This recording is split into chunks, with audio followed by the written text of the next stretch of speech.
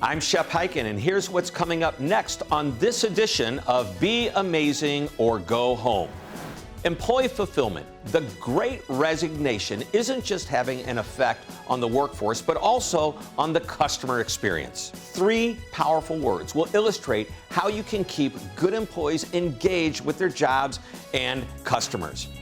Change enthusiasm. How do you transform your culture from just surviving change into growing through change? Well, Cassandra Worthy has the answer to that mindset, behavior, and the tools you'll need to grow through change. Nightmare success. If all hope seems lost, just know that a second chance is possible. Brent Cassidy joins us in the studio to share his amazing story and some important lessons on how to lift yourself up from your darkest days. And skimpflation. Due to the labor shortage, companies are being forced to skimp on the customer experience. Despite this episode's amazing quote will show us how to keep the customer experience amazing. So, are you ready to be amazing? Well, stay tuned for all of this and more coming up next on Be Amazing or Go Home.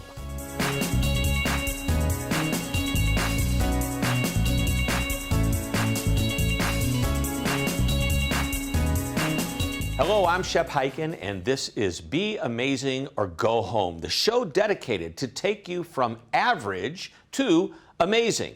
Now, in the best of times, it's important to keep your best employees. In tough times, it's even more important. Customers are beginning to feel the effects of the Great Resignation, which, quite honestly, it's not so great. It's resulted in longer lines, longer hold times, and slower service. Basically, a lower level of customer service. So, how can you keep good employees and keep them not only engaged with their jobs, but also engaged with their customers? The best employees don't just work for a paycheck. They also work for the company and the customer. If you want happier employees, you must know them, acknowledge them, and appreciate them. My friend and leadership expert, Tim Durkin, calls this the 3-in strategy, and it's simple. If you want to keep great employees, you must make them feel needed, noticed, and known. Okay, that last word, known, it doesn't really start with an N, but it sounds like it does. So here's my take on those 3 powerful words. First, needed. Everyone wants to feel needed. They want to know they're contributing to the team and the company in a positive way. If the employee is interacting with a customer, they want to know they're helping to make a difference. Next is noticed. Do you notice the good work that your employees are doing? And if so, tell them. It creates a very fulfilling moment when the boss notices an employee doing the right thing and then lets that person know. And finally, known. For almost a year, my friend had been working for a company. He did a great job, and then one day he got a call from the CEO. Now, they had a great chat, and that night he told me he couldn't believe that the CEO knew who he was. They'd never talked before. After working for a year at the company, my friend came away with a renewed energy for his job. He couldn't wait to go back to work the next day. So, in all 3 of the 3 N's, feedback is imperative. Sharing positive feedback with employees is what this is all about. The number one reason employees leave does not have to do with what they're being paid. It's because they're not appreciated. Share positive feedback with your employees. Another way to look at this is through a concept called destination employment. If you have the right culture and treat your employees in such a way that they would never want to find another job, they will treat customers or patients or members or clients or families the same way. If you want employees to stay, try creating a destination employment opportunity. The 3 N's are a perfect way to begin. Make your employees feel needed, noticed, and known. Company culture and the emotions your people are experiencing in their work usually stand in the way of adopting change. So, how do you harness those emotions and create buy-in for change? Well, you give your organization a new model to thrive. And here to talk about that mindset, behavior, and the tools to grow through change is Cassandra Worthy, the author of change enthusiasm. Cassandra, welcome to the show. What it do, Shep? Thanks for having me. I appreciate it. Well, here's the thing. I love you. I've heard about you. You really, since the right before COVID, you were working in a regular job as an engineer, I believe. Chemical engineer. Chemical engineer. And then you said, I've had enough of this. There was a switch that flipped that said, I want to go consult and speak and tell the world about what to do right. You must have been experiencing wrong for you to feel that way. Well, actually, it was a little bit different, right? So I spent 15 years working in more traditional roles of corporate, leveraging my degree in chemical engineering, but it was a lot of change that happened around me. I went through 2 major acquisitions, working in the consumer packaged goods industry, and I experienced that type of change that you feel like happens to you, that slaps you across the face and you're lying on the ground, can't get up, saying, I didn't ask for this, why? And I noticed not only when I was a leader leading organizations through integrations and change, but also as an employee with my management, that the emotions of change were being disregarded. Yeah, that's the leadership part of it, yes, right? Yes, weren't being embraced. And so I felt myself having these emotions and then my peers feeling them as well, with no real method or tools or processes to work through those emotions. And they were just kind of ignored. You know, leadership would say this is going to be tough, it's going to be challenging, but, leave those emotions at the door. We got to get about the business of doing this change. And I thought to myself, there has to be a better way. And so this thing that I've cultivated in change enthusiasm was somewhat selfish when I started it, because it was to help me. Yeah, and that's the point. You said something was amiss here. You didn't like how you were feeling. Yep. You say, I'm going to take this into my own hands. But you did more than that. You quit a majorly great job with a major company, and you decide, I'm going to go and do this on my own. By the way, right before COVID-19 hits. So, just getting started, and boom, now we're shut down. You can't go on a stage and speak anywhere because nobody was allowed to travel. But here you are talking about change enthusiasm. So let's jump to what your definition of change enthusiasm is. Sure. So often we're heard about the power and importance of a growth mindset. You need to have it when you're going through change. To be agile, have a growth mindset. But seldomly we're told, what is it and how do you practice it? That's what I'm striving for in change enthusiasm. With my engineering mindset, I've created a very pragmatic structure for one to actually practice this mindset of growth. And there are 3 steps. I call them the signal, the opportunity, and the choice. And the signal are these really difficult emotions that we face when we're going through change, like fear, like frustration, like anger. And when those emotions hit, change enthusiasm teaches us that they're gifts. They're signaling us into our greatest opportunities to grow. And that's the second step. You're trying to understand, how can I milk this opportunity for all it's worth? How can I learn? How can I evolve in this moment? So before we go further, there's an old saying, problems are really opportunities in disguise. And that's what you saw this as. Yeah, absolutely. So you get the signal, you can be bummed out about the signal, but you say, you know what? What about this signal can I take advantage of versus be depressed over? Yeah, absolutely. And it's that third step, the choice, where you can transform that emotional energy. And I talk about transforming that signal emotion into fuel.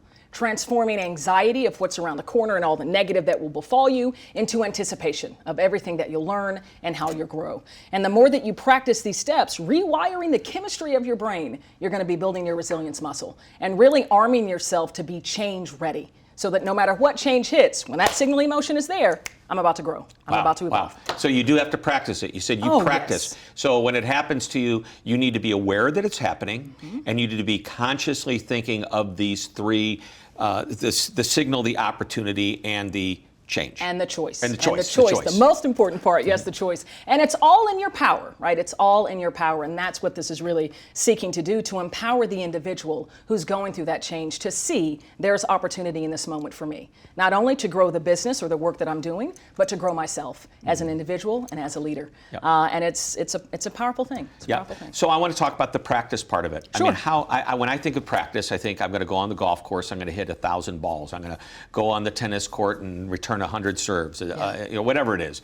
How do we practice something like this? First of all, it has to happen to us. So we're actually practicing in real time. Absolutely. Well, this is the beauty part about this and makes it evergreen. What's the only thing that's constant that you can depend on? Change. Change is the only thing that's constant, right? So you're going to experience an infinite amount of change. Every time that change happens, those signal emotions are invited. It means, okay, I can practice change enthusiasm in this moment. I feel that signal emotion, and I'm in my moment of opportunity. And so you got to build that muscle, that muscle, that practice. How do you know if you're practicing toward the right a direction. I mean, it's like, does practice make perfect here? Yeah. Yeah. Well, I think that it does. And I always tell people I'm the greatest student of this teaching because I'm one who is an internal optimist. And often I have the danger of suppressing negative or difficult emotion.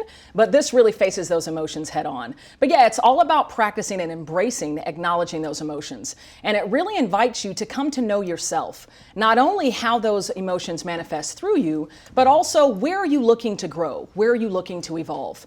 And through practicing this mindset, when you're going through big disruption, you can identify, okay, here's what I really like, here's where my passions are, here's what I'm not so passionate about. And you'll come to see that all the really big changes that's thrown at you, it's never happening to you. It's always happening for you. It's happening not to you, but for you. Always. All right, let's wrap it up. Talk I to want me. you to share with me the greatest nugget, the greatest takeaway. We get this book, Change Enthusiasm, which is available everywhere. Everywhere. Everywhere. What's the big nugget that we can learn? The big nugget. The one thing I will share is that the emotions of change are real.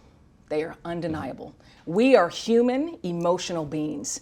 Whenever I hear folks say you have to leave emotion at the door of business, I say when you do that, you are leaving humanity at the door of business. And we cannot afford to do that if you want to remain competitive in whatever marketplace you are. So the emotions of change are real. Embrace them, acknowledge them in yourself, in your workforce, and give them the tools to leverage. Powerful message. And for those that are having leaders that are struggling with the idea of how they lead through change, you might want to buy this gift for them. Change Enthusiasm. You might want to. All right. Cassandra, thanks for being on our show. Thank you so much, Shep. All right. Cool. Many people believe that losing it all is the end. And I'm here to say it can also be a new beginning. And as Brent Cassidy, our guest today, stood at the gate of Leavenworth Prison to serve a 5-year sentence, those are the exact thoughts that flooded his mind. But Brent is here to say it truly can be a new beginning.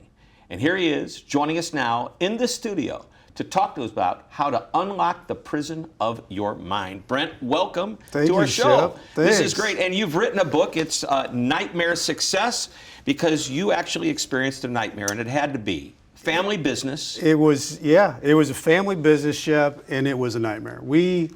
And I'm not so sure that I would recommend. The business wasn't a nightmare until found out there was some wrongdoing. No, the business actually, really good people in the business, and I think out of all of everything, I'll say this: it's horrible to have it all and lose it all, but the thing that I am left with, we had some really good people that worked in our business, and they worked there for a long time, and those people's lives were changed. And I hate the fact that what happened with our business, there was a black eye given, but those people shouldn't have gotten a black eye. They were good people. Good people. So we don't need to rehash everything that happened, but basically you did some things that caught the attention of the federal government. Yep. And you and other family members, your father, Yep. brother.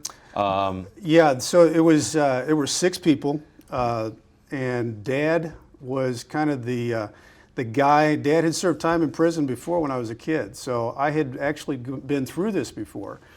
So this was different this time because you I'm were the one involved going, not with Dad. it, and, Yeah. and so Dad, they were after Dad, and so he also got a few other people wrapped in with him, and so yeah, Dad served a 10-year sentence, and then I had a 5-year sentence, and a few other people had a 10, 7, and 3, and I think a 1-year Well, sentence. here's the question. Okay, I mean, this had to be devastating.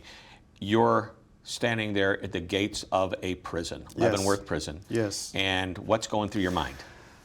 Well, Shep, it's one of the toughest things you'll ever do, because you know that everything that you love, you're looking behind that's just dropped you off. And everything you're going forward into is the unknown.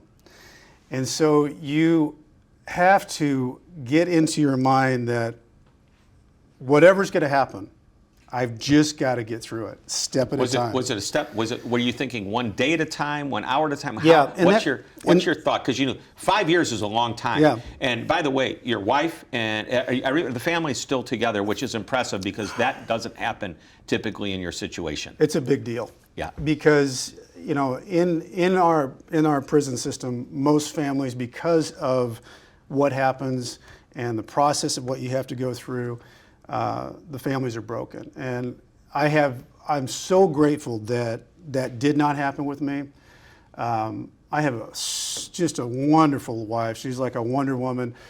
She was just a ideal, perfect role model for our daughters to see, hey, mom can handle this. Mom's going through this, and I think it gave them strength.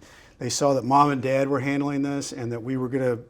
The big key for us is that we decided that we're going to be survivors through this. It was a very public situation, very, news and all the other things went on. We decided, hey, we've got good friends, we've got people that are supporting us. We're going to lock into that, but we're not going to be victims in this. We're going to be survivors. And I think one of the big things, and I think it's a survival technique in prison or in life, when you're a victim, and we have a lot of victimhood going on in our society now. When you're a victim, it drains you of strength. You blame people. It freezes you in your steps, and you can't move. If you're a survivor and you flip the script, that gives you strength. You find ways. That's what this book, Nightmare Success, is about. Yeah. And I want to talk about now, you flip the script, you're coming out, and I think there's a lesson here of resilience. And I love this. We recently had a guest on who, nothing related to what you do, but he had to prove an incredible amount of resilience. His entire life, his career had been turned upside down. Yours was too, but you add this extra element of now you have a prison record, right, and you come out. Tell me what because we don't have a ton of time, get right to it. What did you do to come out and say, I'm ready? Well, I think one of the things that prison will teach you is you have to have strategies in prison.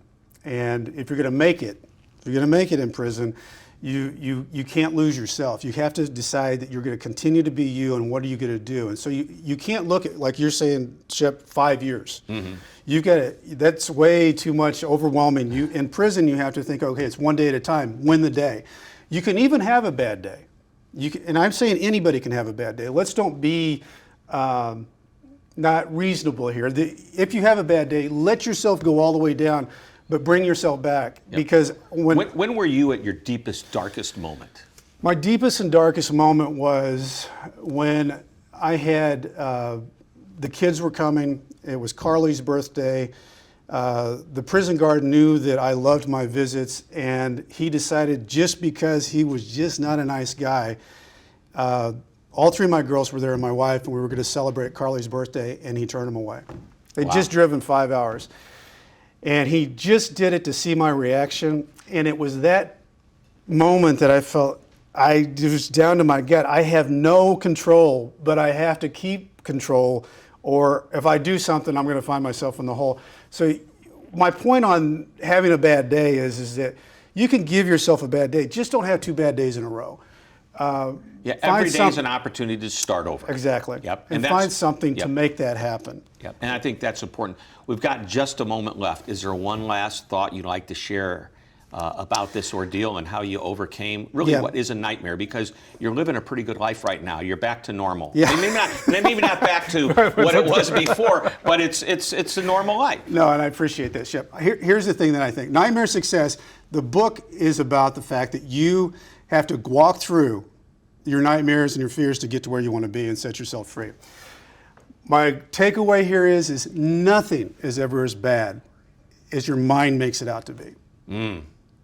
Not even prison. Not even prison. So you can take that step. All right. Nightmare Success. Brent Cassidy, thanks for being on the show. Thanks, Shep. Appreciate it. Well, it's time to hear from you and time to Ask Shep, which is brought to you by Outreach Studios. Now, you can find me anywhere on the web, including these social channels. So use the hashtag AskShep to ask me your questions and share your amazing stories. So let's begin. Kevin McDonald is a financial advisor, and he asks, what's the book you most often recommend to people? Now, I love that question. Of course, I can be overtly promotional and suggest one of my own books. But seriously, my favorite book is The Experience Economy by Joe Pine and Jim Gilmore. These guys nailed the customer experience concept that people will pay for the value of a good experience. And their main case study is Starbucks. And no doubt, there are much less expensive cups of coffee in the world. But when you include the quality of the Starbucks product, product with the experience that they provide, you have a winning combination that people are willing to pay more for. Now, that idea works for almost any type of business. It's the experience economy, and that's the book I recommend most often. Next, Paige Bender owns a travel consulting agency, and she asks, well, someone complained we are hard to do business with. How do we make doing business with us easier? So I'm going to make the assumption that hard to do business with means you have friction in your process. It could be many things: inconvenient hours, long hold, or slow response time to emails and calls, really anything. You find the friction points and you get rid of them. Start with a journey map where you identify every touch point your customers have with your business. Then analyze each of them to determine if the customer is getting the best experience. That's where you find your friction points. And when you do, as I mentioned, just fix them. Finally, we have Caroline Smith, who is starting her own business. And she says, I'm opening a retail gift shop, and this is a big step for me. I'm reaching out for any advice you might have to share. Well, Caroline, I could answer this question 10 different ways, but here's an idea or two. The focus of retail has gone beyond just selling merchandise. Today, it's imperative to build a relationship with the customer, and as a local retailer, you have a great opportunity to engage with your customers on a local level that larger retailers simply can't do. After all, you live in your community. So remember, merchandise is a commodity, and the experience you offer is what will differentiate you from your competition. And one of your keys to success will be having the right merchandise combined with the right customer experience, which is typically friendly and engaging. So don't just sell amazing products, create an amazing experience. So, are you ready to be amazing? Remember, you can find me just about anywhere on any social media platform. So connect with us on our social channels, and don't forget to use the hashtag AskShep to ask me your question or share your amazing story. Well, it's time now for the amazing quote, brought to you by Outreach Studios. And it comes from the amazing business magnate, investor, and philanthropist, Warren Buffett.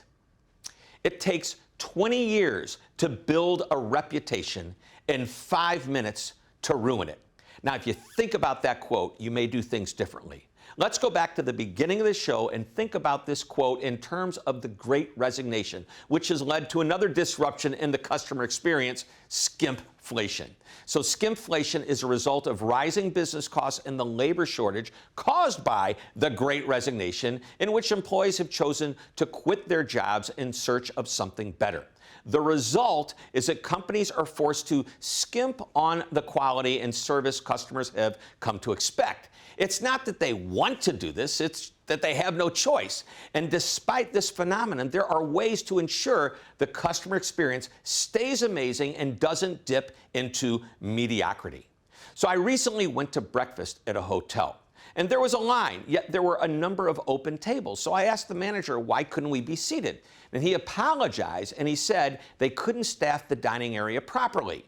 Rather than deliver a poor customer experience, they felt it would be better to shut down part of the restaurant. Now, he assured me I would be seated within 10 minutes if I was willing to wait. Well, it was the perfect explanation and provides 3 great lessons here on how to combat skimpflation in the customer experience. Number 1, transparency. The answer was honest. Customers love honesty. It builds trust, credibility, and in some cases like this, empathy. Number 2, information.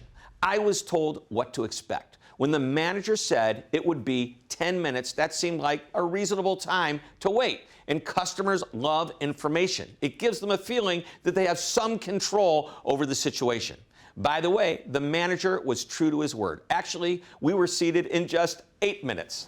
And number 3, customer service. Providing the expected amazing customer service was more important than serving more people. The manager made a choice: open up all the tables and get complaints about the service, or close off part of the restaurant to maintain the high standard that they were known for.